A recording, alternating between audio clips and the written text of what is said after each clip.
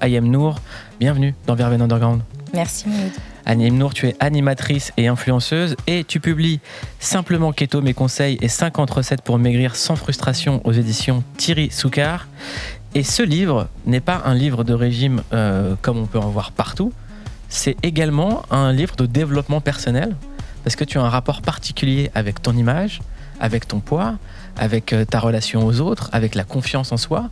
Et aujourd'hui, à l'heure des réseaux sociaux, à l'heure de la télé-réalité, à l'heure où tout le monde s'expose, où tout le monde a une persona, une représentation publique, c'est des questions en fait qui impactent beaucoup plus gravement les gens qu'on le pense. Exactement. Je suis très contente de la manière dont tu en parles parce que c'est vrai qu'on peut penser que c'est un simple livre de régime banal avec des recettes. Or, pas du tout. Ça a été, pour moi, la prise de poids, ça a été une vraie... ça a été une période très, très compliquée. On en a souvent parlé, toi et moi. Et c'est vrai que c'est quelque chose qui m'a fait beaucoup souffrir. Et j'avais besoin de le raconter, de le partager. Et je voulais pas garder ça, en fait, pour moi. En fait, j'avais enfin trouvé la solution et je me suis dit, il faut que je partage ça. Donc voilà, je voulais faire comprendre que on peut s'alimenter correctement, on peut se faire plaisir et on peut aussi prendre soin de soi. Et voilà, j'ai voulu le partager dans ce livre. Et est-ce qu'on est obligé de céder à l'image et au regard des gens ? C'était même plus par rapport aux gens, là. Là, c'est moi qui m'aimais plus. Là, c'était même plus le regard des gens. J'étais arrivée à un moment donné où je me levais le matin, je supportais plus le reflet dans le miroir. Je supportais plus m'habiller, devenir un calvaire au quotidien. Je n'allais pas aux événements quand j'étais invitée, parce que voilà, je me sentais mal dans ma peau. Et pourtant, je faisais bonne figure. Je faisais bonne figure parce que c'est mon caractère. Mais c'était très douloureux. Tu as été découverte par la télé-réalité. C'est un milieu où les gens sont tous jeunes et jolis. Comment ça se passe quand on sort de là et que lorsqu'on se regarde dans le miroir, on ne se plaît pas forcément ? C'est très dur parce que déjà, c'est un milieu où oui, effectivement, on te demande une certaine perfection. C'est un métier d'image. C'est un métier où il y a beaucoup de concurrence.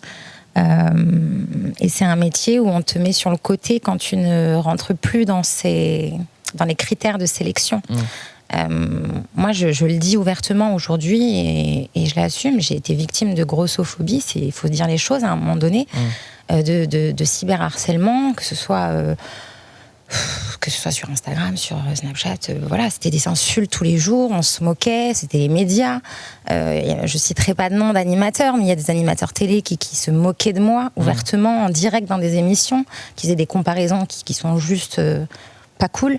Donc voilà, ça a été très très dur. Et de se voir mettre parfois sur le côté parce que tu ne remplis plus les critères de sélection physique, c'est quand même chaud, non ?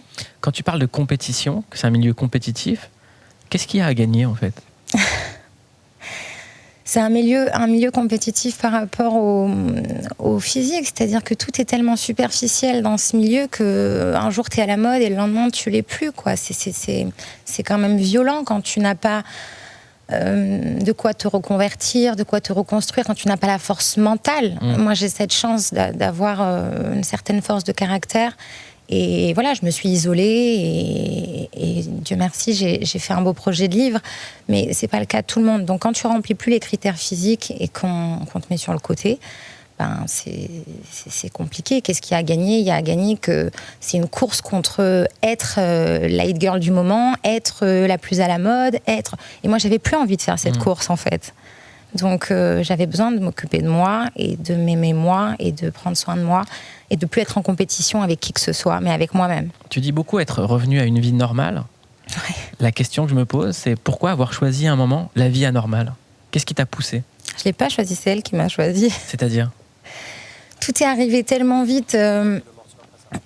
Franchement, tout est arrivé tellement vite. Je ne saurais pas comment t'expliquer, mais j'ai une ascension sociale du jour au lendemain. Enfin, tu vois, c'est un peu ça a été un peu fou ce qui m'est arrivé du jour au lendemain. Une jeune femme issue d'un milieu modeste qui se retrouve placardée en 4x3 partout, qui fait des couvertures de magazines toutes les semaines, qui devient animatrice télé, qui ensuite, on le sait, ça c'est plus un secret pour personne, s'unit avec un homme très important. Enfin, tu vois, tout est allé très vite pour moi. Et j'ai vécu des trucs incroyables. Et de revenir à une vie de revenir à une vie simple et normale, ça m'a fait du bien. On prend une petite verveine, on redescend. Tu le disais que ce livre est né notamment suite à une grossophobie dont tu étais victime. Quand on subit ce genre d'attaque, comment est-ce qu'on les reçoit ? Comment est-ce qu'on... Franchement, on se les prend en pleine gueule, j'ai envie de te dire. Enfin, moi, je regardais pas la télé à ce moment-là, mais je sais qu'il y a eu... Je ne vais pas rentrer dans des histoires précises parce que je ne suis pas là pour citer qui que ce soit. Mais quand ça s'est passé, quand il y a eu une humiliation publique qui a été faite dans une émission très connue, j'ai vu tout un truc sur les réseaux sociaux autour de moi. Je ne comprenais pas ce qui s'était passé. Et donc, après, j'ai vu la séquence. En fait, à un moment donné, tu te dis, mais comment ces personnes-là, qui ont quand même, j'ai envie de dire, une certaine responsabilité, parce qu'ils sont à l'antenne en direct, peuvent tenir ce genre de propos. Au-delà des personnes qui font de la télévision, donc du spectacle, il y a aussi les anonymes qui te harcèlent. Qu'est-ce qui, selon toi, peut pousser quelqu'un à aller harceler, humilier quelqu'un ?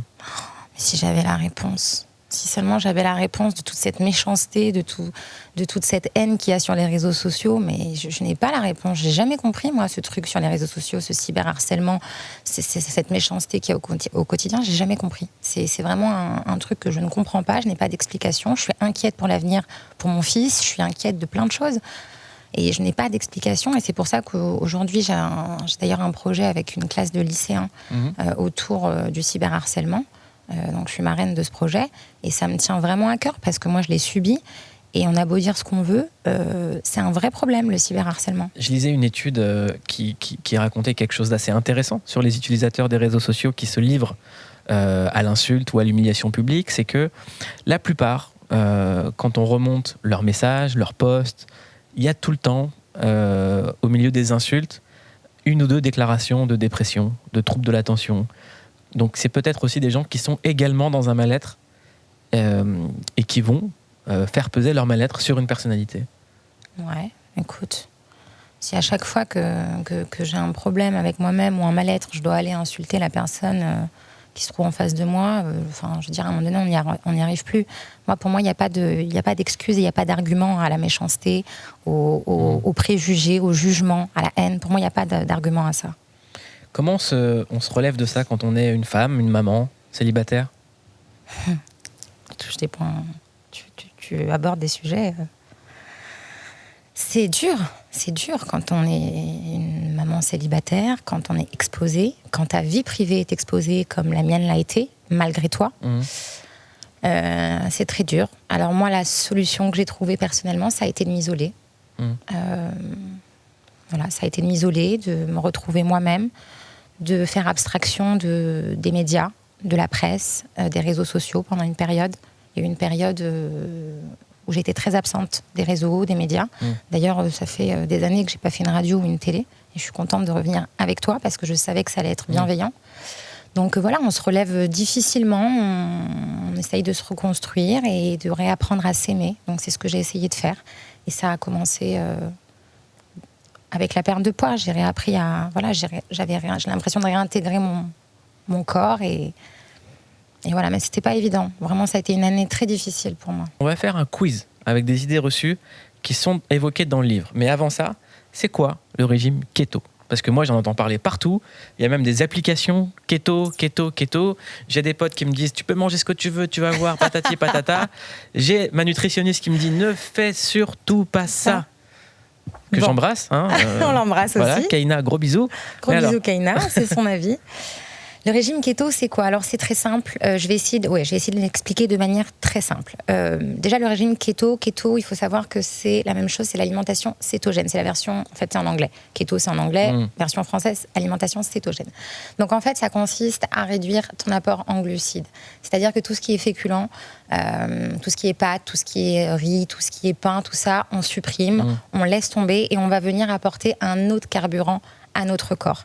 Un carburant, donc à partir de gras, mais de bons gras. D'accord. Donc c'est avocat. Donc c'est avocat, c'est saumon, c'est crème fraîche, pas légère, hein, c'est crème fraîche, c'est beurre, c'est mayonnaise. Donc c'est plein de trucs super chouettes.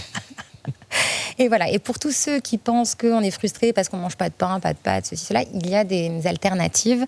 Donc on peut faire du pain à base d'autres farines. En fait, il faut pas utiliser de farine blanche. Tu vas utiliser une farine de coco, une farine de lupin. Et en fait, tu vas pouvoir t'alimenter de la même manière. Farine de lupin, c'est à base de Omar-Sy ou rien à voir? Non. C'est très bon ça. C'est quoi? C'est très très bon. C'est de la farine de lupin. Écoute, je saurais pas te. C'est de la farine de lupin, c'est connu. Lupin et du fromage, très bien. Donc voilà, c'est super. En fait, tu changes ton corps de carburant et en fait, tu perds du poids. Tu te fais plaisir et tu perds du poids. Est-ce que c'est conseillé à tout le monde? Parce que c'est le problème des régimes. Moi, on me l'a déconseillé. On m'a dit, tu n'as pas un organisme qui peut encaisser un régime cétogène. Alors, justement, je tiens quand même à préciser, premièrement, que je ne suis pas diététicienne. Donc ça, c'est très important de le préciser. Deuxièmement, que je parle de mon expérience à moi, qu'effectivement, je le dis dans mon livre, il faut être aussi suivi par son médecin généraliste. Et effectivement, il y a des diététiciennes qui sont contre. Et ça les regarde. Moi, j'explique mon expérience. Ça a fonctionné pour moi. Ça a fonctionné pour des centaines de personnes qui m'envoient des témoignages que je poste régulièrement. D'ailleurs, je les embrasse parce que je suis très, très fière quand elles m'envoient des messages et qu'elles me disent « Merci, Ayem, tu m'as changé la vie, j'ai perdu 10 kilos. » Pour moi, c'est un bonheur et je me dis « Enfin, les réseaux sociaux servent à quelque chose de bien. » Et voilà, après, oui, effectivement, ce n'est pas forcément adapté à tout le monde et je ne suis pas docteur, donc je ne me permettrai pas de dire que c'est bon pour tout le monde. On va donc suivre un petit blind test avec toi, Ayem, quelques idées reçues évoquées dans le livre, ok? Le cerveau a besoin de sucre, vrai ou faux? Faux. Pourquoi? Ah oui, non, en fait, là, tu es en train de tester si j'ai lu mon livre ou si je l'ai écrit. Pas du tout. Non, parce Alors, qu'en il fait... va falloir qu'on règle ce problème de paranoïa. Juste après. Tout n'est pas réglé. J'ai réglé le problème de poids. Voilà, on règle Chaque chose en son temps. Non, en fait, les corps cétoniques vont suffire à fournir, que ce soit le cerveau, que ce soit les muscles. Vraiment, je n'ai pas tous les... Encore une fois, je le dis, il y a une diététicienne qui a écrit toute la partie très technique, très médicale, parce que je ne suis pas diététicienne et je ne suis pas docteur. La seule chose dont je suis certaine, c'est que les corps cétoniques suffisent largement. Et j'en ai fait l'expérience pour le cerveau, pour les muscles et pour tout le reste. Donc on peut vivre d'amour et de crème fraîche. Et de mayonnaise. Et de mayonnaise, évidemment. C'est la base. Les glucides sont indispensables à l'organisme. Vrai ou faux? C'est faux aussi. C'est faux aussi. On peut vivre sans sucre. On peut vivre sans sucre. On peut très très bien vivre sans sucre. Et encore une fois, on revient sur ces fameux corps cétoniques qui apportent tout ce qu'il faut pour le corps. Et encore une fois, j'invite les personnes à lire le livre et à lire la partie qui a été écrite par une diététicienne qui l'explique beaucoup mieux que moi avec les très bons termes. Manger beaucoup de gras, c'est pas bon pour la santé. Vrai ou faux, Ayem? Ça dépend quel gras. Vrai ou faux Manger beaucoup de gras, ça dépend quel gras. Il y a du bon gras et du mauvais gras. Exactement. C'est quoi la différence entre un bon gras et un mauvais gras? Du bon gras, ça va être un bon pavé de saumon accompagné d'un bon gratin de chou-fleur avec une bonne crème fraîche et un petit peu de comté par-dessus sur le gratin de chou-fleur. Bon gras. Voilà, ça va être du bon gras. L'avocat, ça va être du bon gras.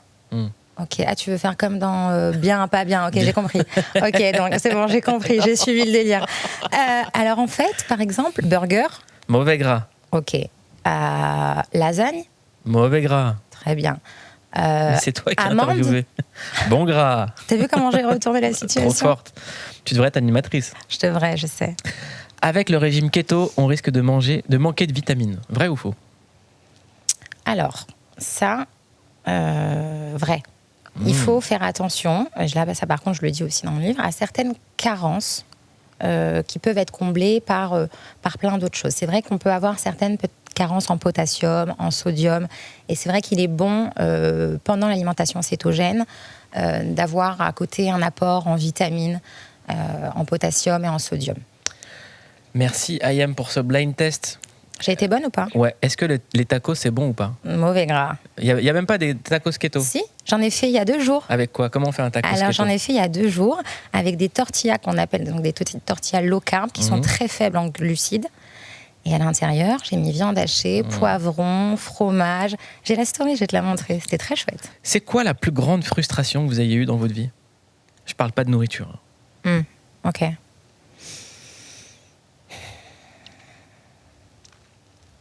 La plus grande frustration que j'ai, c'est que j'ai le sentiment parfois d'être responsable du fait que mon fils ne pourra pas évoluer dans un cadre familial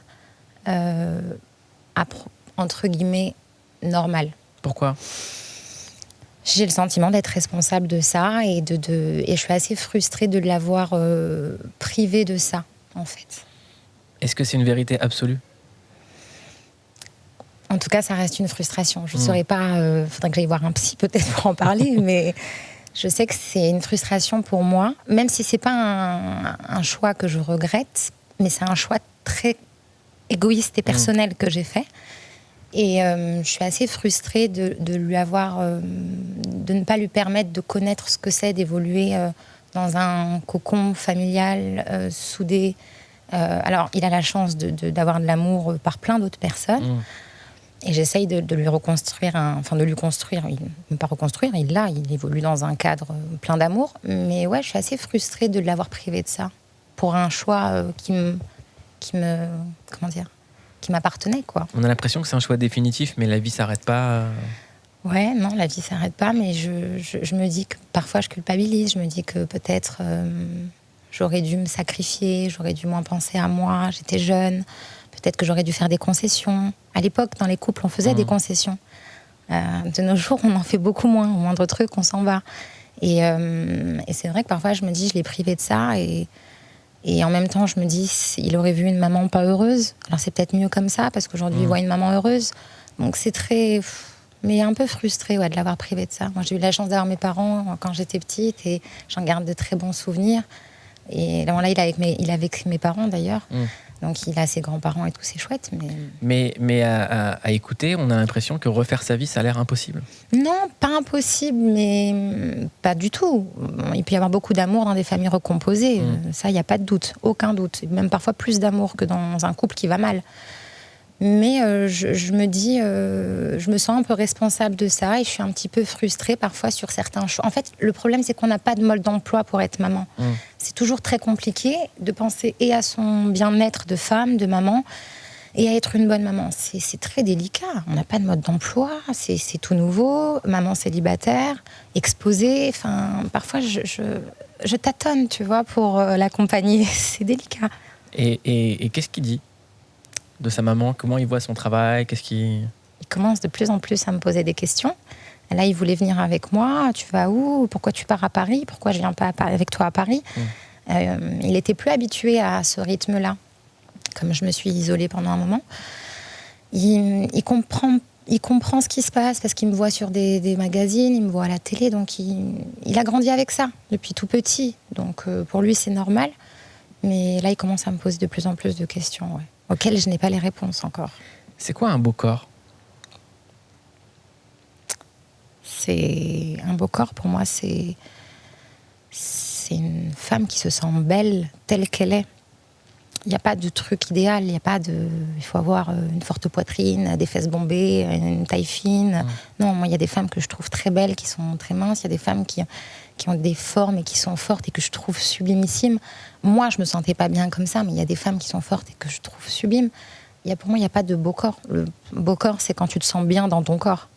Être capable d'affirmer sa différence comme le fait Isolde dans cette chanson, est-ce que c'est quelque chose qui, vous, à un moment, vous a parlé ou vous a réconcilié, en fait? Je trouve cet artiste génial, déjà, je tiens à le dire. Et oui, moi, j'ai toujours été un petit peu... je me suis toujours sentie un petit peu différente. Et ça m'a réconciliée... ça m'a réconciliée avec moi-même de l'accepter, en fait, que j'étais différente. Mais en revanche, encore une fois, pour revenir à ce que je disais tout à l'heure, c'était plus le regard des autres là qui me dérangeait. C'était mon regard, c'était moi. J'avais appris à vivre avec le regard des autres, avec leurs critiques, avec leurs insultes, avec le fait que j'étais différente, que je rentrais plus dans le moule. Et en fait, j'ai essayé justement d'en faire une force. Et c'est pour ça que je suis sortie de tout ce game, de tout ce système, qu'on ne voyait plus dans les médias, qu'on voyait très peu sur les réseaux, et que j'ai pas suivi un petit peu toute la smala, quoi. Parce qu'à un moment donné, ils se sont tous regroupés à Dubaï. Et puis voilà, ils ont fait tout c'est leur choix, je suis pas là pour juger. Mais moi, Vous j'avais parlez besoin des d'autre chose. influenceurs qui sont tous à Dubaï. Ouais. Souvent pour des raisons fiscales. Ouais, souvent, souvent. Mais justement, moi, j'ai pas voulu rentrer dans ce mood. J'ai voulu vraiment me reconstruire. Et j'ai essayé de faire de cette différence une force et de faire un vrai projet qui surtout n'allait pas me servir qu'à moi, allait aussi servir aux autres. Est-ce qu'il y a d'autres valeurs que l'argent dans ce monde de télé-réalité, Punaise. d'influenceurs? Je crois que non. Hein. C'est terrible. Hein. C'est terrible, mais c'est pas que dans ce monde. C'est dans notre monde à nous. Ouais. L'argent, c'est terrible. Mais on a l'impression que ça manipule des sommes pas possibles. Quand on voit qu'un poste peut être payé entre 10 000, 20 000, 30 000 euros, quand on voit les associations que certains influenceurs font avec des fois des escrocs, avec même les paris sportifs qui ruinent des vies. C'est vrai. Alors moi, je ne fais pas de tout ça, du tout. Est-ce qu'il y a des valeurs en fait? Non, je pense qu'il y a un business qui se développe. Après, il n'y a pas que dans le milieu des influenceurs qui le font. Hein. Il y a aujourd'hui, tout le monde fait des collaborations. Parfois, c'est un peu déguisé, mais tout le monde en fait. Mais oui, c'est vrai qu'il y a des grosses sommes d'argent. C'est vrai qu'il y a il y a des personnes qui ont mis ce business en avant. Et c'est vrai qu'il n'est pas toujours bien fait. Ce que j'aime bien dire, c'est que l'influence, elle peut être bien faite. Tout dépend comment tu l'as fait. Oui, il y a des arnaques, oui, il y a des escrocs, mais il y a aussi des gens qui font du travail d'influence de qualité. Il y a des influenceuses géniales, des blogueuses géniales qui sont dans un partage, qui font un vrai travail derrière. Il n'y a pas que des escrocs. Est-ce qu'on va aller vers une régulation après toutes ces dérives? Parce que quand on voit qu'une personne peut gagner en 2 jours ce que quelqu'un fait en 1 an, juste pour 2 posts sur un réseau social, est-ce qu'il y aura une régulation? Est-ce qu'il y aura une charte d'éthique? Est-ce qu'il y aura quelque chose qui va être un petit peu plus contrôlé? Ou est-ce que ça reste un Eldorado ou le Far West avec aucune règle? Non, je pense que c'est déjà le cas. Encore une fois, on va citer personne, mais il y a eu des personnes qui ont été réprimandées, ça a été public. Voilà, aujourd'hui, je pense que les personnes qui continuent à faire de l'influence de manière malhonnête, puisqu'il y en a, vont être appelées incessamment sous peu. Ça, c'est certain.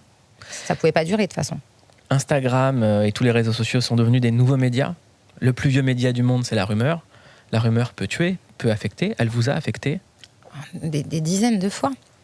Des rumeurs sur moi, des dizaines de fois, en couverture de magazine, des histoires de couples inventés, des rumeurs de plein de choses, de suicides, Bien sûr que les rumeurs, elles peuvent être très très graves. Et c'est pour ça qu'à un moment donné, je pense qu'il est bon d'avoir une certaine dichotomie et de se dire, bon, ok, ma vie d'artiste, c'est ça, mais ma vie de femme, c'est ça. Donc, il y a un moment donné, stop, on s'isole, on se remet dans un vrai truc authentique et après, on verra l'artiste plus tard. On vous a inventé des vies pas possibles, des relations qui n'existaient pas. Lorsqu'on est juste mère célibataire toute seule et qu'on passe des journées à entendre des choses sur soi et que justement, on vit dans une forme de solitude, comment on vit en fait? Comment on prend ça?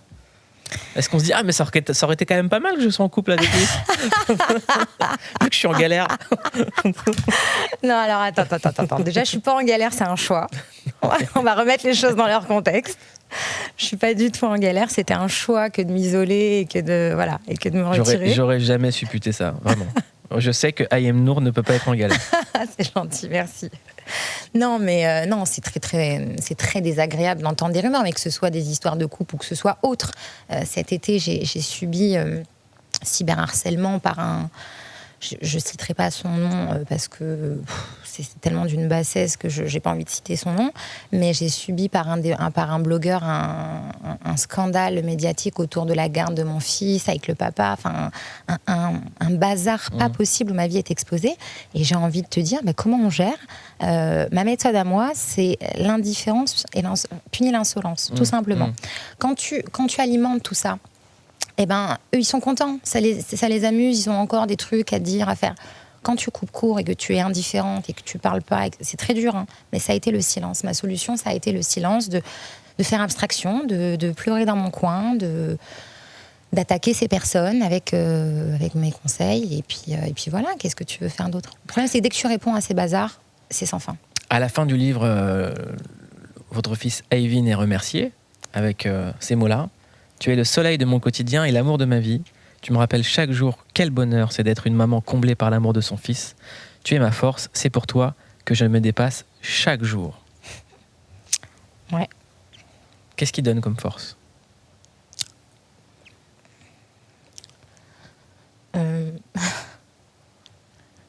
Tout, parce que c'est un petit être qui m'a fait me remettre en question sur beaucoup de choses quand je pensais que j'étais arrivée.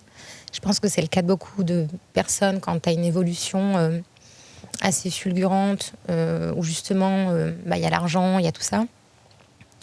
J'étais arrivée à un moment donné où je pense mes pieds touchaient plus terre, quoi, et j'avais perdu la notion de plein de choses qui sont essentielles.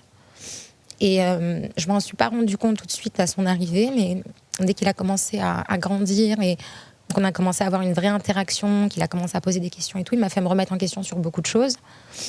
C'est aussi en partie à cause de lui que j'ai pris du poids. Et donc il m'a challengée parce qu'il a fallu que je retrouve mon corps.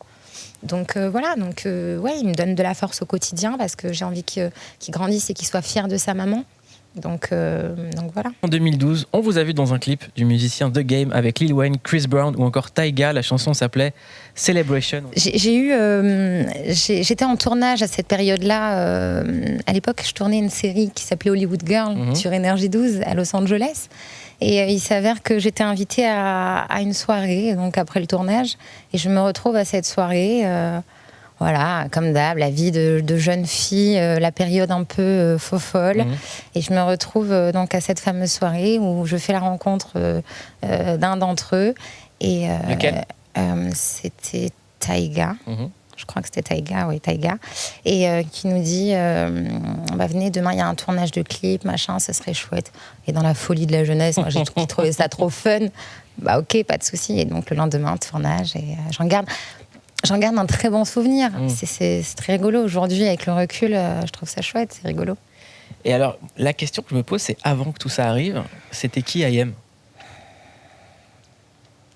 C'était une jeune fille qui vivait dans un milieu modeste avec des parents restaurateurs et qui avait de très bons résultats scolaires et qui, à cause de l'appât du gain, et de l'argent pour vouloir... En fait, à un moment donné dans ma vie, quand mon père est parti, j'avais décidé que j'allais devenir l'homme de la maison. Alors, personne ne m'avait rien demandé, mais j'avais décidé que j'allais devenir l'homme de la maison, que j'allais tout prendre en charge. Et du coup, j'ai cessé mes études, ce qui m'a valu beaucoup de problèmes avec mon papa, qui était très déçu, parce qu'il croyait beaucoup en moi. Et j'ai commencé des petits jobs à droite à gauche, dans le milieu de la restauration. Donc voilà, une jeune femme qui avait décidé d'aller gagner sa vie pour prendre tout en main. Et j'ai fini par y arriver quand même. Parce que après, j'ai plutôt bien géré la famille et c'est une fierté. Comment est-ce qu'on s'est retrouvés parachutés dans ce monde, en fait ? Ça a été quoi le contact ? Ça a été un casting sauvage ? Ça a été...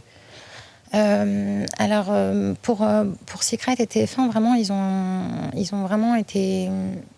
Ils ont été beaucoup dans la séduction avec moi. Ils ont compris que j'étais pas forcément une candidate. J'étais pas la meilleure candidate parce que j'étais pas très malléable. Mais comment ils sont venus vers vous ?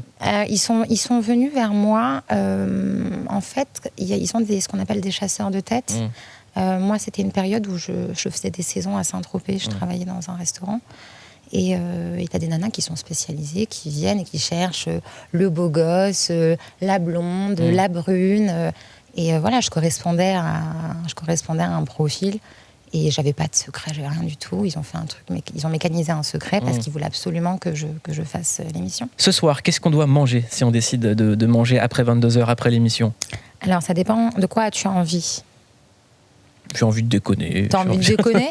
Non, mais ça peut être plein de choses super gourmandes. Ça peut être, tu peux te faire une bonne viande grillée avec la sauce de ton choix, parce que les sauces sont autorisées. Ça peut être une sauce béarnaise, ça peut être plein de trucs super chouettes. Ça peut être tout à l'heure je te parlais de gratin. Ça peut être un gratin de courgettes avec plein de fromage. Ça peut être un gratin de chou-fleur. Ça peut être une bonne salade avec de l'avocat, des crevettes.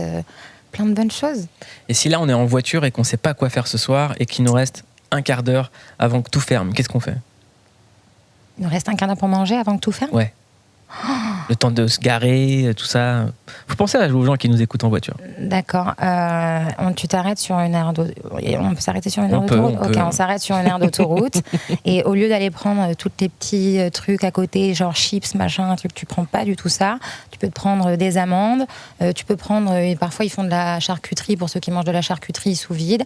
Tu peux te prendre des petits morceaux de fromage. Ils vendent du fromage. Voilà. Tu peux te prendre des fruits rouges parce que les fruits rouges sont autorisés. Et tu peux te prendre aussi un avocat et puis le manger à la petite cuillère avec de la mayonnaise. Il y a 1000 solutions. On peut se parler des jus. Parlons de jus. On a le droit de se faire des jus. Quel type de jus? Je sais pas, c'est la question. Jus de fruits? Ouais. Tous les fruits ne sont pas autorisés. Si c'est des fruits rouges, oui. Les autres sont beaucoup trop sucrés. On peut se faire un jus de fraise? On peut se faire un jus de fraise, oui. Mais pas un concentré de fraise, quoi. Il faut un vrai jus, il faut les presser soi-même. Exactement. Tu prends pas un jus de fraise que tu achètes au supermarché où ils ont rajouté 1 tonne de sucre. Pomme? Non. Gingembre? Gingembre, oui. Citron? Oui. Banane? Non. Cerise? Non. Pastèque? Non. Trop sucré, trop sucré. Fruits rouges, rhubarbe, carambole, tous des fruits qui sont faibles en sucre. Il faut arrêter que le sucre. C'est mortel, le sucre. Hein. Orange? Non. Même pas? Même pas. SFR Bouygues, non? Non, mort. Est-ce que les modèles féminins, les modèles de représentation féminine sont en train de changer? J'ai l'impression que la femme filiforme des années 90-2000 a laissé place aux courbes de Kim Kardashian et qu'on est en train d'avoir une diversité de modèles, une diversité de canons de beauté.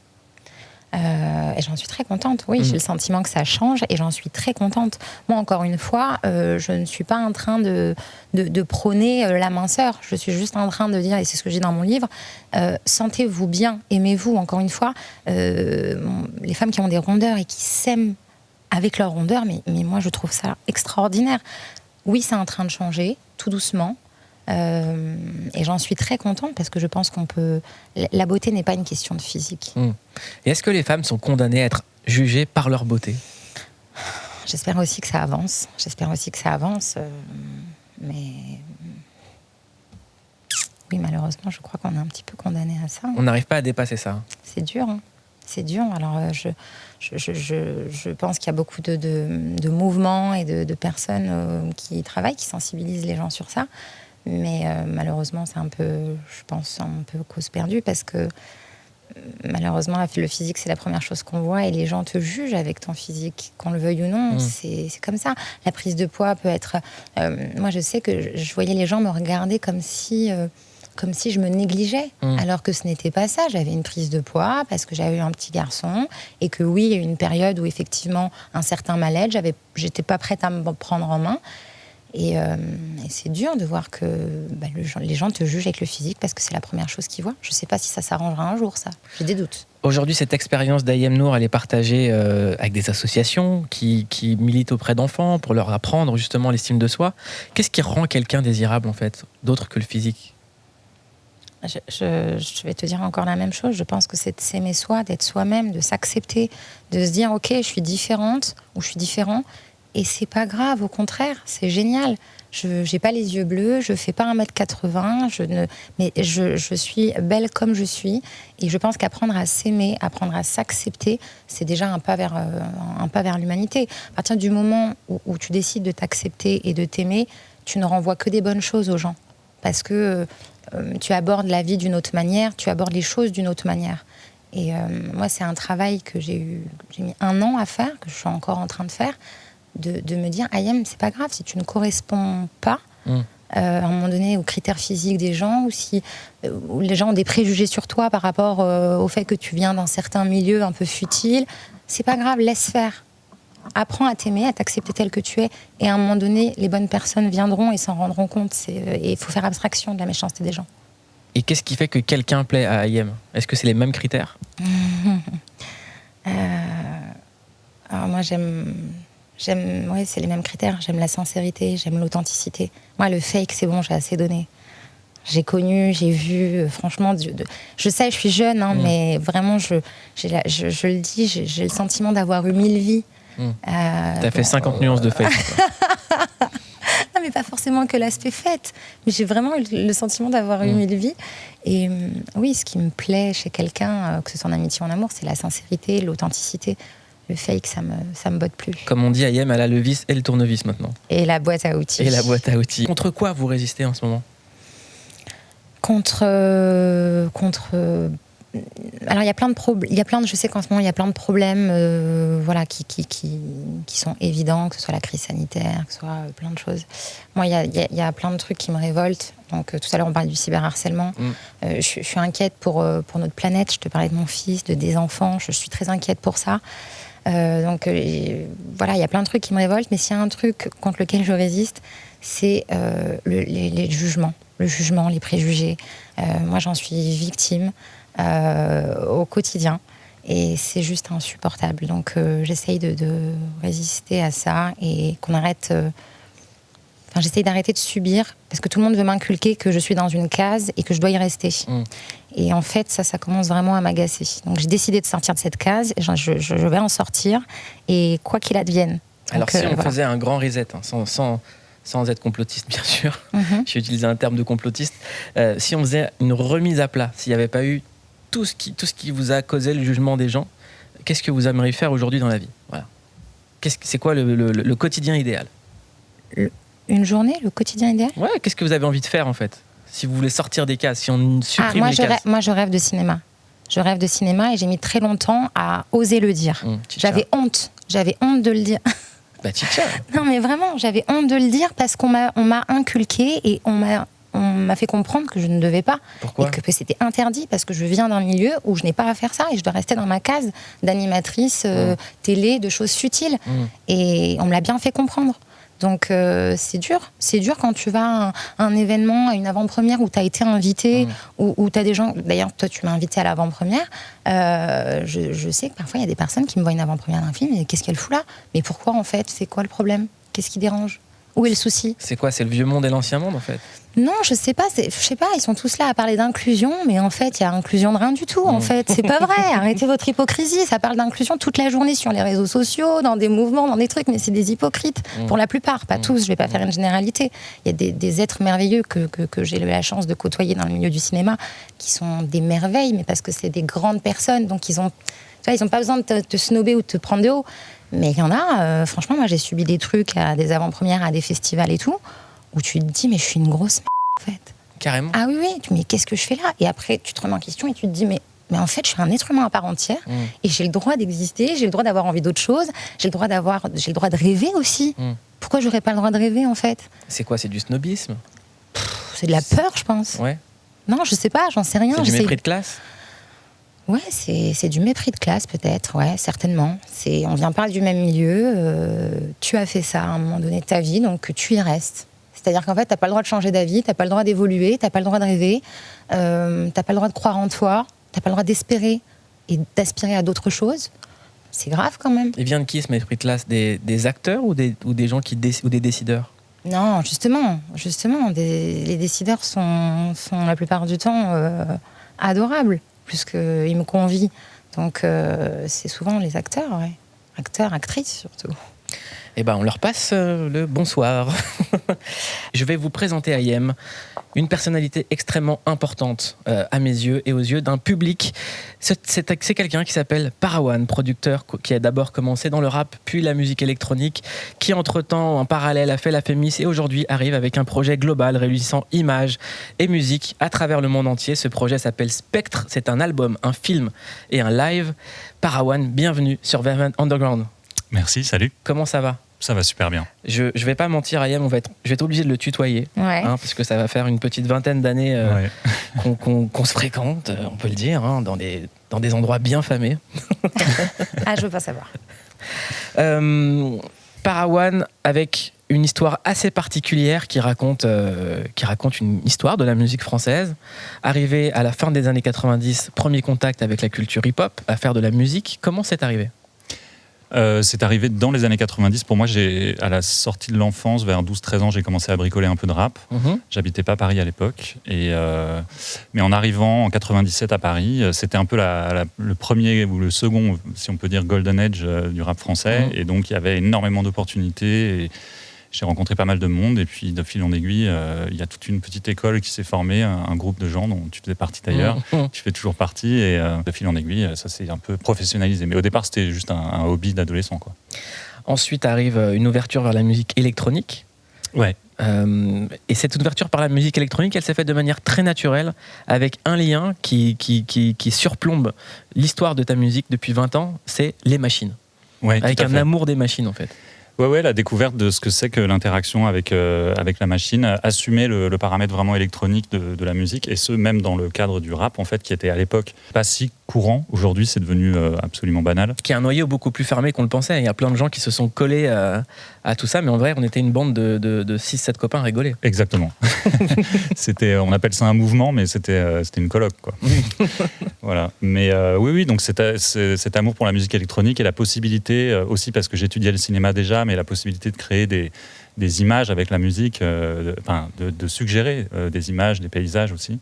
Et j'ai voulu développer ça de manière instrumentale, et puis c'est devenu une carrière, en fait. Parti d'un mouvement très underground, ce qu'on appelait le rap spécialisé, aller en plus vers la musique électronique, qui a ouvert à Parawan les portes du monde entier.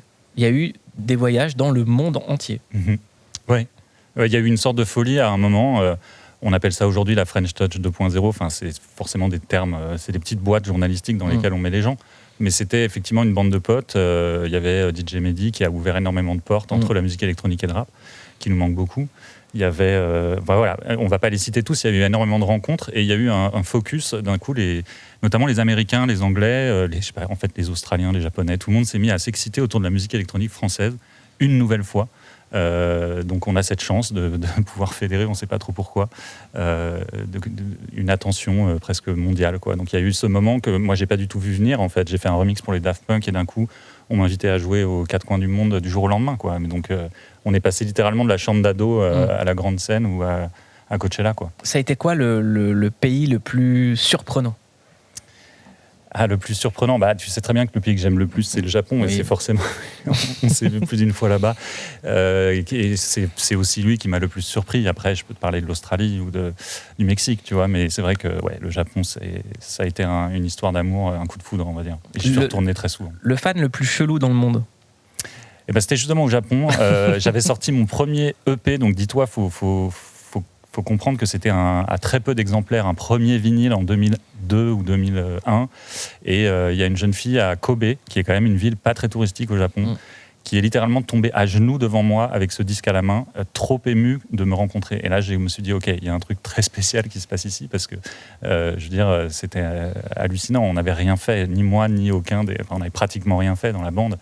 Et voilà. On l'embrasse parce que tu ne le sais pas, mais elle te stalk depuis 20 ans et elle nous écoute. Elle est d'ailleurs à l'extérieur du studio et elle t'attend avec un couteau. Je le rappelle, on parlait tout à l'heure d'Ayem Nour, maman célibataire. Et chez toi, la mélancolie des parents, la solitude font partie des thématiques qui hantent Spectre, Parawan. Oui, tout à fait. Comment avoir décidé de passer d'une musique électronique silencieuse à un projet aussi introspectif et aussi personnel ? En fait, ça faisait, depuis que je suis sorti de l'école de cinéma, ça va faire 15 ans que je rêvais de raconter une certaine histoire de ce que j'ai connu dans ma famille, et où il est beaucoup question de mélancolie et de parents aux prises, parfois des parents seuls. C'était des thèmes, et puis aussi la maladie mentale dans la famille, l'enfant diagnostiqué, etc. Et puis dans un contexte aussi d'emprise, puisqu'il s'agit d'emprise au sein d'une secte, d'une communauté, sans trop dévoiler l'histoire, mais comme on a pu l'entendre là, ça commence vraiment comme un thriller. Bon, ça aboutit sur complètement autre chose, mais j'ai voulu vraiment faire cette enquête qui partait de l'intime.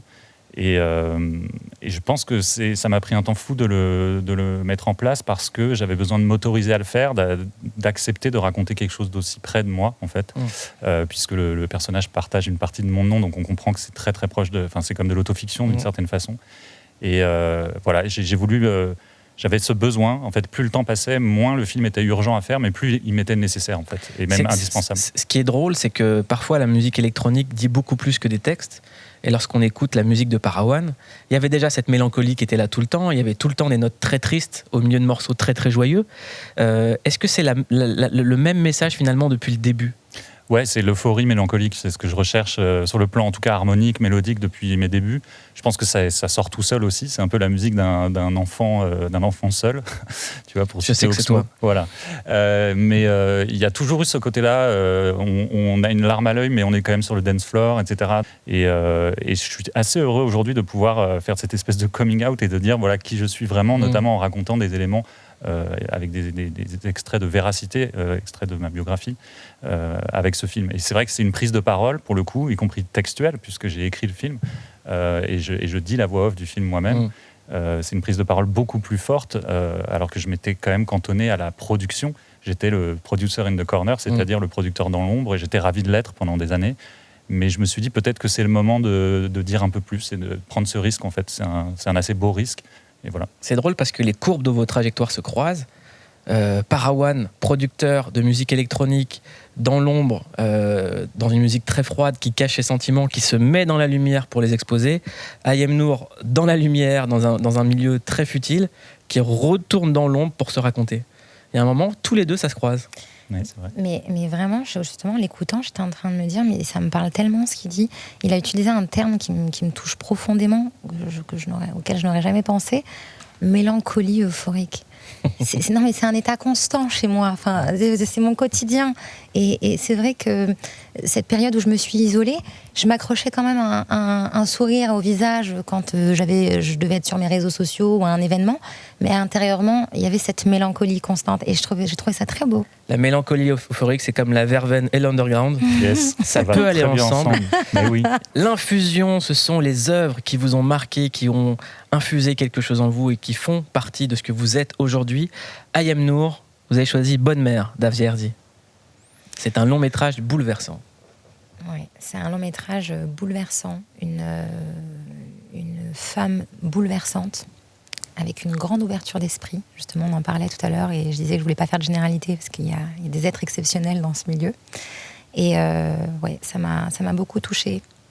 L'histoire de cette femme de ménage qui se bat pour ses enfants.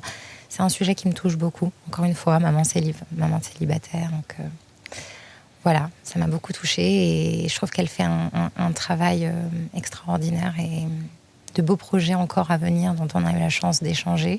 J'ai eu la chance d'échanger avec elle sur les projets à venir. Et c'est vraiment pour moi un modèle de nana. Vraiment. Chouette nana. Non mais vraiment, ouais, c'est une chouette nana. Et on l'embrasse très fort, Afzi Herzi.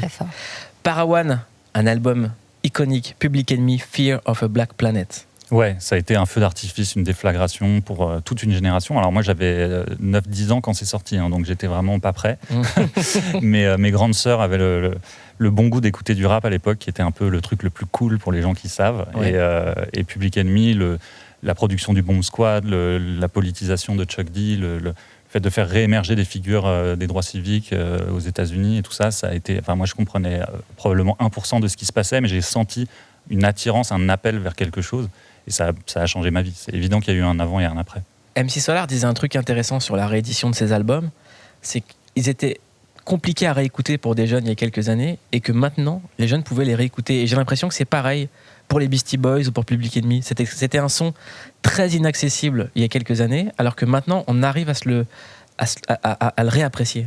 Ouais, je pense aussi, en fait, il y avait eu tout ce côté, c'était des collages donc de samples, d'échantillons, de breakbeat, d'extraits de James Brown dans tous les sens. C'était complètement, il y avait une profusion qui aujourd'hui ne se fait plus du tout, parce qu'il y a un minimalisme qui a dominé la musique pendant un certain nombre d'années, pour le meilleur aussi. Mais cette espèce d'apocalypse sonique qui était aussi celle de NWA, donc le groupe de Dr. Dre, etc. Ensuite, à une époque, elle avait vieilli, et aujourd'hui, on la recomprend comme une musique noire américaine extrêmement importante dans l'histoire de la pop culture. Je savais pas qu'il y avait des rappeurs qui avaient clashé comme ça. Oh bah si, on en avait parlé. Mais c'était pas du clash, non ? Non, c'est vrai. Alors, tout dépend comment tu vois les choses. C'est pas du clash, c'est peut-être pas le terme, mais quand tu fais une rime avec Ayem et avec un autre truc pas très... voilà, tu utilises des termes... qui peuvent être quand même un peu péjoratifs. Bon, c'est peut-être pas des clashs. Eux le vivent bien parce que c'est cool, la punchline est bonne, et puis lui, il envoie son son, mais il se dit pas qu'à un moment donné, il y a peut-être des conséquences, moi, dans ma vie. Donc, non, c'est pas des clashs, mais c'est des comparaisons et des punchlines qui, parfois, peuvent être un peu En fait, en tant que maman, parfois c'est un peu relou. Même en tant que femme, en fait. Même en tant que femme, tu vois. Donc voilà, c'est pas des clashs, mais c'est pas non plus. On n'est pas non plus sur un truc très poétique, quoi. On n'est pas sur une rime du style I am je t'aime. On est sur une rime I am dans un Porsche Cayenne. Je lui ferais bien 2-3 petits trucs, donc c'est moins fun à écouter, tu vois. Oui. Et donc c'est pas des clashs, mais c'est quand même pas agréable. Et ça vous est déjà arrivé d'être confronté à quelqu'un qui a écrit des choses sur vous ? Oui. Qui ça ? Et il s'est excusé. Qui ça ? Et ça a été une grande perte. Franchement, j'ai apprécié. Et il s'est excusé. Il a été très classe. Il a été très gentleman. Et Attic. D'accord. Il a été très gentleman. Et vraiment grande classe. Il m'a appelé en personne et il a été vraiment très, très gentleman. J'ai beaucoup apprécié. Il m'a dit, écoute, j'étais jeune à l'époque. Et j'ai fait comme faisait un peu tout le monde. C'était à la mode de faire ça. Et je m'en excuse parce que tu méritais vraiment pas ça. Et il a été vraiment d'une grande classe. J'ai beaucoup apprécié son geste. En tout cas, c'est élégant de sa part. Très élégant. Et on salue Attic qui a aussi des très beaux cheveux. On l'embrasse. Avant de nous dire adieu, les recommandations de nos invités. Mais moi, je vous recommande demain d'aller dans une salle de cinéma pour aller voir Spectre de Parawan. C'est un ovni cinématographique. C'est inattendu. Et on passe un moment bouleversant. C'est pas un film avec un scénario comme on peut le voir dans les blockbusters. C'est une expérience, mais c'est une expérience qui vous fait du bien parce qu'elle est cathartique en fait. On se reconnaît extrêmement dans le travail de Parawan. C'est pas du tout un film d'arrêt d'essai. Parce qu'on pourrait croire comme ça que c'est quelque chose de très bizarre. Ouais, je suis content que tu dises ça. C'est vrai, je suis d'accord avec toi. C'est pas du tout bizarre en fait. Oui, c'est pas un film expérimental, c'est un film sensible et j'espère. Et puis honnête, il y a une forme de transparence aussi qui est directe. Et c'est un film pour hypersensibles qui se parlent en fait entre eux. Et c'est effectivement un ovni absolu. Mais on laisse aux spectateurs et aux spectatrices le loisir de le découvrir. On a l'impression qu'aujourd'hui, dans cette industrie, parler de sa sensibilité ou s'exposer, c'est être ovniesque. Faire une œuvre personnelle, c'est ovniesque. Oui, tout à fait. C'est la prise de risque par excellence, à mon avis. Et pourtant, on est exposé, tout le monde est exposé. Et voilà, les réseaux sociaux sont une machine à s'exposer. Mais est-ce que c'est une véritable exposition ? Moi, j'utilise le biais de la création, disons, artistique, en l'occurrence là, un film, pour pratiquer cette exposition. Mais il y a aussi un marché de cette exposition et un marché qui peut se retourner, effectivement, qui peut faire un énorme backlash.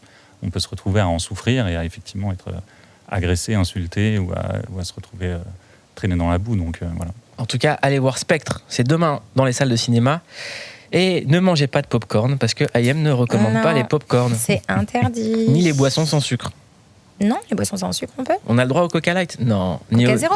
Mais on n'a pas le droit. Si, bien sûr que si. C'est interdit normalement. Ah non. Après, on n'en consomme pas tous les jours parce que ça reste des ingrédients qui sont pas top, mais c'est sans sucre, il n'y a pas de souci. Donc alors, quand on va au cinéma voir le film de Spectre de Parawan, on commande ? On mange très bien de avant. l'eau ? Ouais, on commande de l'eau, des amandes. Et puis sinon, on mange avant pour pas être tenté. Très bien. Allez voir Spectre demain en salle. Et après, vous irez choper le livre Simplement Keto d'Ayem Nour pour vous sentir bien dans votre peau. Ah. Avant de se dire adieu, des recommandations de nos invités. Donc Ayem, ADN de Maïwenn. Ouais. ADN de Maïwenn. Le sujet de la double culture a été... Enfin, le fait qu'il y ait des femmes qui en parlent. Alors, j'ai pris Maïwenn, mais il y a aussi Yamina Benguigui qui en parle très, très bien, danseur. Vraiment, ça a été une révélation pour moi que ces femmes-là traitent le sujet de cette double culture, de ce truc constant qu'on a quand on est issu de deux cultures, d'avoir constamment les fesses entre deux chaises. Donc ouais, c'est quelque chose qui a été très bouleversant pour moi, qui a été un déclic. Je me suis dit c'est chouette que ces femmes abordent ce sujet, parce que moi j'étais emprisonnée dans ce truc, j'ai jamais abordé le sujet par peur peut-être parfois de pas maîtriser. Puis alors moi j'ai un gros problème, j'ai le syndrome de l'imposteur dans tout ce que je fais. Donc je me sens jamais à ma place, je me sens jamais... Contrairement à ce qu'on peut penser, j'ai une grande part de timidité. Et c'est vrai que de voir ces femmes-là que j'admire, que j'aime beaucoup, traiter le sujet et parler de cette double culture qui peut être compliquée dans tes choix, dans ton quotidien, ça m'a fait beaucoup de bien. En tout cas, on vous recommande d'aller voir ADN de Maïwenn. Oui, vraiment. Film qu'on a eu malheureusement peu le temps de voir en salle à cause des multiples confinements et reconfinements. Oui, et qui est vraiment, vraiment à voir. Elle traite très, très bien le sujet. Et sœur aussi de Yamina Benguigui, c'est exceptionnel. Parawan a choisi, avant de nous dire adieu, la série Small Axe et sa bande originale. Ouais, c'est Steve McQueen, le réalisateur, et non l'acteur très connu, qui a fait cette série sur les communautés caribéennes à Londres dans diverses décennies, des années 60, bien plus tard.